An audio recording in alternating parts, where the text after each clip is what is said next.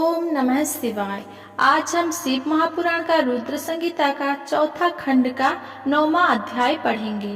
उससे पहले हमने पिछले अध्याय में पढ़े थे कार्तिकेय की खोज, कुमार का अभिषेक, कार्तिकेय का अद्भुत चरित्र, भगवान शिव द्वारा कार्तिकेय को सौंपना, युद्ध का आरंभ। आज हम पढ़ेंगे तारकासुर की वीरता।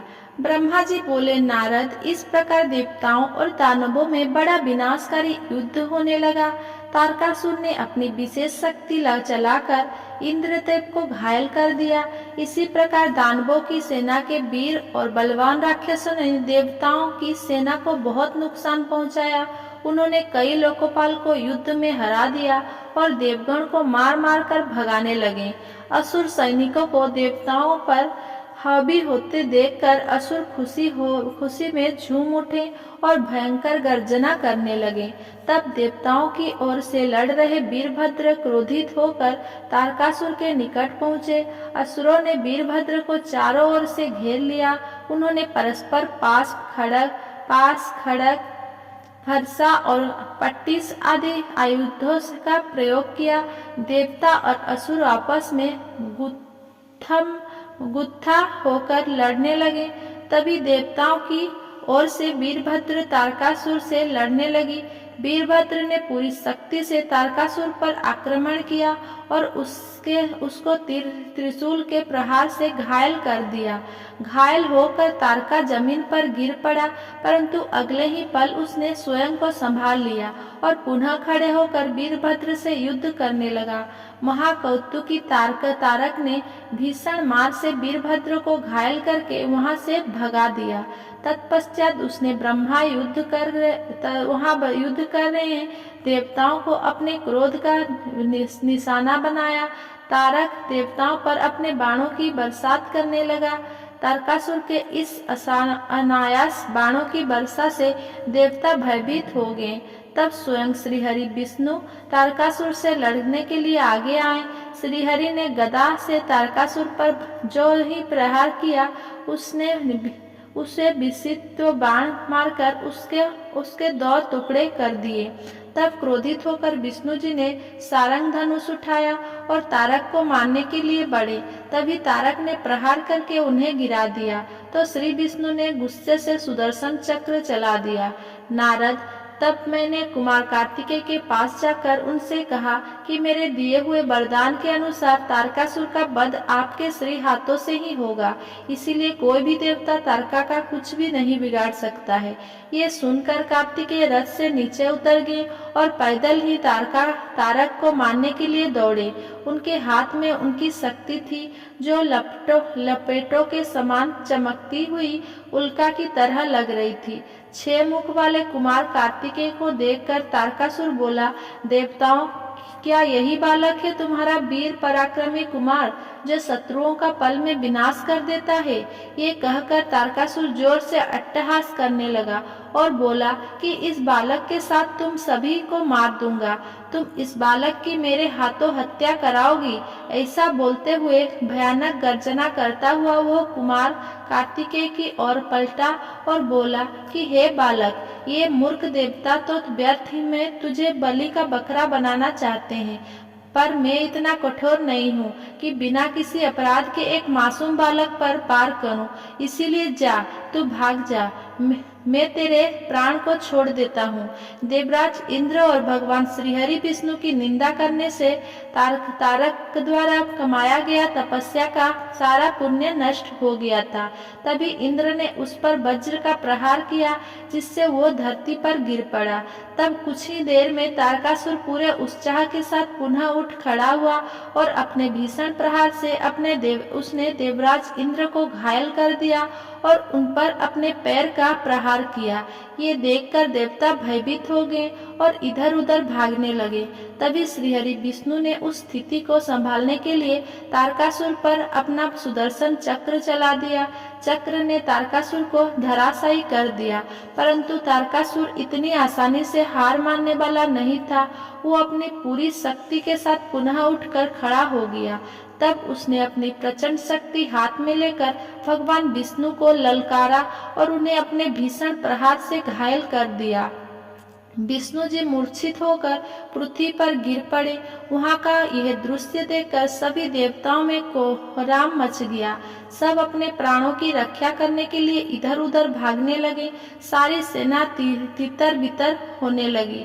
ये देख वीरभद्र ने तारकासुर पर आक्रमण किया। उसने त्रिशूल उठाया और तारकासुर पर वार किया, जिससे तारकासुर भूमि पर गिर पड़ा। किंतु उसी क्षण उठकर उसने वीरभद्र को अपनी शक्ति से घायल करके मूर्छित कर दिया और जोर जोर से हंसने लगा। 5वां अध्याय तारकासुर का वध। ब्रह्मा जी बोले, नारद, ये सब देखकर कुमार कार्तिकेय को तारकासुर पर बड़ा क्रोध आया और वे अपना पिता भगवान शिव के श्री चरणों का स्मरण कर अपने असंख्य गणों को साथ लेकर तारकासुर को मारने के लिए आगे बढ़े। ये देखकर सभी देवताओं में उत्साह की एक लहर दौड़ गई और वे प्रसन्न मन से कार्तिकेय की जय जयकार का उद्घोष करने लगे। ऋषि मुनियों ने अपनी वाणी से कुमार कार्तिकेय की स्तुति की। तत्पश्चात तारकासुर और कार्तिकेय का बड़ा भयानक दुस्सह युद्ध हुआ। दोनों परमवीर और बलशाली एक दूसरे पर भीषण प्रहार करने लगे। दोनों अनेक प्रकार के दाव पेचों का प्रयोग कर रहे थे। कार्तिकेय और तारकासुर के बीच मंत्रों से भी युद्ध हो रहा था। दोनों अपनी पूरी शक्ति और सामर्थ्य का प्रयोग एक दूसरे को मारने के लिए कर रहे थे। इस भयानक युद्ध में दोनों ही घायल हो रहे थे। युद्ध भयानक रूप लेता जा रहा था। इस भीषण युद्ध को सब देवता गंधर्व बैठकर देखने लगे। वो अद्भुत युद्ध अनायास ही सबके आकर्षण का केंद्र बन गया। हवा चलना भूल गई, सूर्य की किरण ठहर गई। वहां तक कि सभी पर्वत इस युद्ध को देखकर अत्यंत भयभीत हो उठे। वे शिव पार्वती का इस पुत्र की रक्षा करने के लिए तुरंत उधर आ गए। ये देखकर कार्तिकेय बोले, हे पर्वतों, आप कोई चिंता ना करें। आप आज इस महापापी को मैं सबके सामने मौत के घाट उतार कर भय से मुक्ति दिलाऊंगा। जब कार्तिकेय पर्वतों से बात करने में निमग्न थे, उसी समय तारक ने अपनी शक्ति हाथ में लेकर उस पर धावा बोल दिया। उस शक्ति के प्रहार से आघात से शिव पुत्र कार्तिकेय भूमि पर गिर पड़े, परंतु अगले ही क्षण वे अपनी पूरी शक्ति के साथ पुनः उठ खड़े हुए और लड़ने के लिए तैयार हो गए। कार्तिकेय ने अपने मन में अपने माता पिता पार्वती जी और भगवान शिव को प्रणाम करके उनका आशीर्वाद लिया और अपने प्रबल शक्ति से तारकासुर की छाती पर आघात किया। उसकी चोट से तारकासुर का शरीर विदीर्ण होकर पृथ्वी पर गिर पड़ा। सबके देखते ही देखते वो महाबली असुर पल भर में ढेर हो गया। महाबली तारकासुर के मारे जाते ही चारों ओर कार्तिकेय की जय जयकार गूंज उठी। तारकासुर के वध से सभी देवता बहुत प्रसन्न थे। तब अपने महाराज तारकासुर को मरा जानकर असुरों की विशाल सेना में भयानक कोलाहल मच गया। अपने प्राणों की रक्षा करने के लिए सभी असुर इधर उधर भाग रहे थे। देवताओं ने मिलकर सभी असुरों को मार गिराया। कुछ असुरों डर कर मैदान छोड़कर भाग खड़े हुए थे, तो बहुत से दैत्यों और राक्षसों हाथ जोड़कर कुमार कार्तिकेय की शरण में आ गए और उनसे क्षमा मांगने लगे। तब कुमार ने प्रेम पूर्वक उन्हें क्षमा कर दिया और उन दानवों को आदेश दिया कि वह सदैव के लिए पाताल में चले जाएं। इस प्रकार तारकासुर के मारे जाने पर उसकी सारी सेना पल भर में नष्ट हो गई। ये देखकर देवराज इंद्र के साथ साथ समस्त देवता और संसार के प्राणियों में खुशी की लहर दौड़ पड़ी। पूरा त्रिलोकी आनंद में डूब गया। जैसे ही कुमार कार्तिकेय की विजय का समाचार भगवान शिव पार्वती के पास पहुंचा, वे तुरंत अपने गणों के साथ लेकर युद्ध स्थल पर पधारे। श्री पार्वती जी ने अपने प्राण प्रिय पुत्र को अपने हृदय से लगा लिया और अपने गोद में बिठाकर बहुत देर तक उसे चूमती रही। तभी वहां पर पर्वतराज हिमालय भी पहुंच गए और उन्होंने अपनी पुत्री पार्वती, भगवान शिव और कार्तिकेय की स्तुति की। चारों दिशाओं से उन पर फूलों की वर्षा होने लगी, मंगल ध्वनि और गूंजने लगी। हर तरफ उनकी ही जय जयकार हो रही थी। देवताओं के स्वामी देवराज इंद्र ने अपने साथी देवताओं के साथ कुमार कार्तिकेय की हाथ जोड़कर स्तुति की। तत्पश्चात भगवान शिव अपने पत्नी पार्वती को साथ लेकर शिव गणों सहित कैलाश पर्वत पर लौट गए। अध्याय बाणासुर और दैत्य प्रलंब का वध। ब्रह्मा जी बोले, नारद, जब तारकासुर कुमार कार्तिकेय के द्वारा मारा गया तब ये देखकर सभी देवताओं, ऋषि मुनियों सहित जन साधारण में प्रसन्नता की लहर दौड़ गई।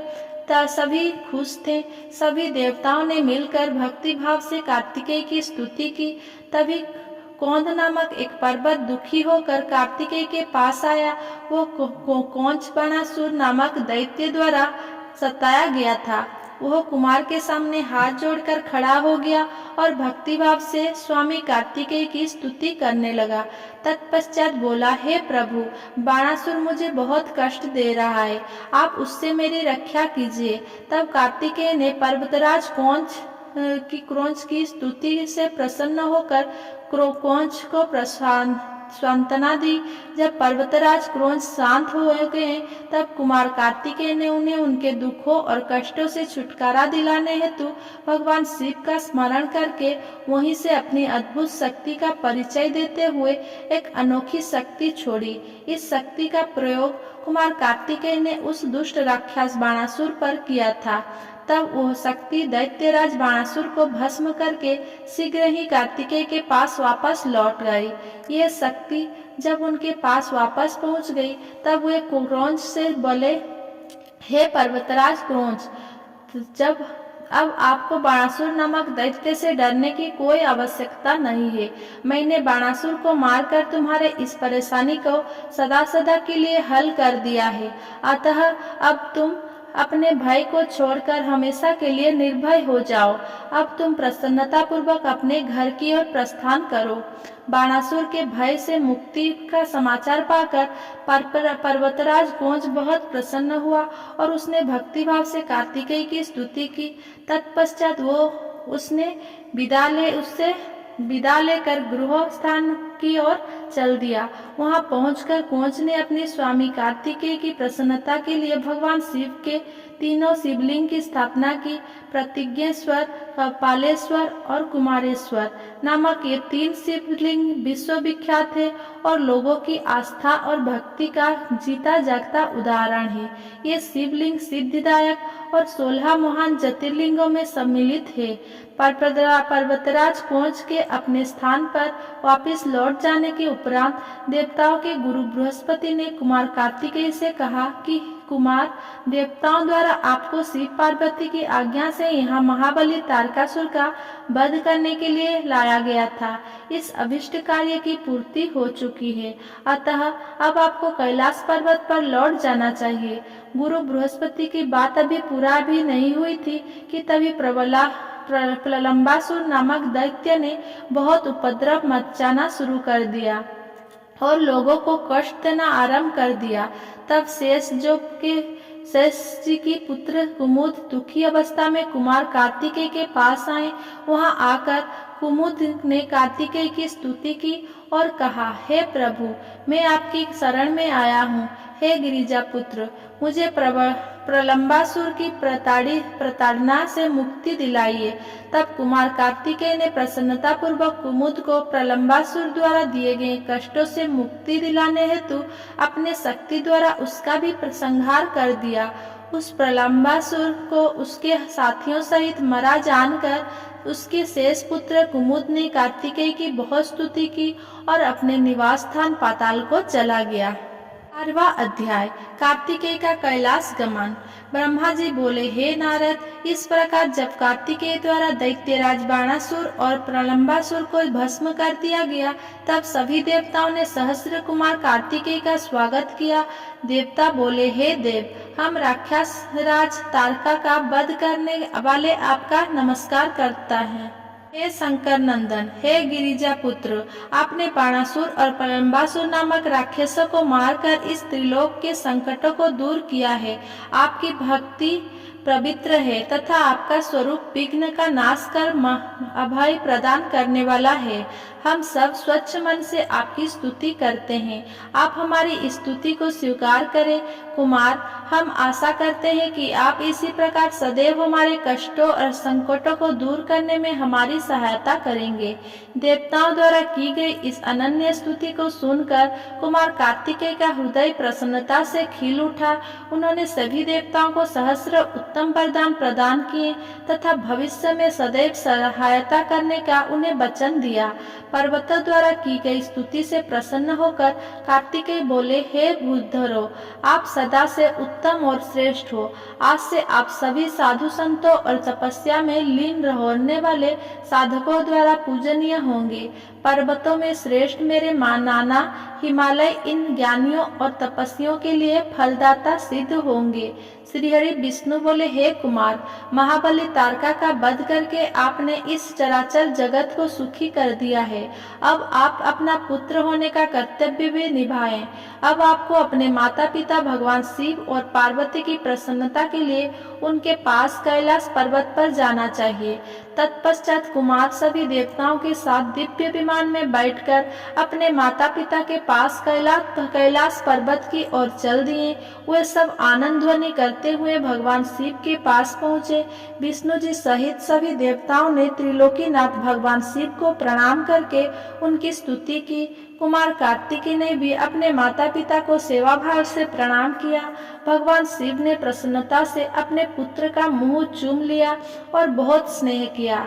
देवी पार्वती ने कुमार को अपनी गोद में बिठाकर खूब चूमा। ये देखकर सभी देवता आनंद में मगन होकर शिव, पार्वती और कार्तिकेय की जय जयकार करने लगे। तत्पश्चात सभी देवताओं सहित श्रीहरि विष्णु और मैंने देवादिदेव शिव जी से जाने की आज्ञा मांगी और अपने अपने लोक को चले गए। तब भगवान शिव अपनी प्राण प्रिया देवी पार्वती और पुत्र कार्तिकेय के साथ आनंद पूर्वक कैलाश पर निवास करने लगे। अगर मेरा ये वीडियो आपको पसंद आया हो तो मेरा वीडियो को लाइक, कमेंट, शेयर करें और मेरा चैनल को सब्सक्राइब करें। धन्यवाद।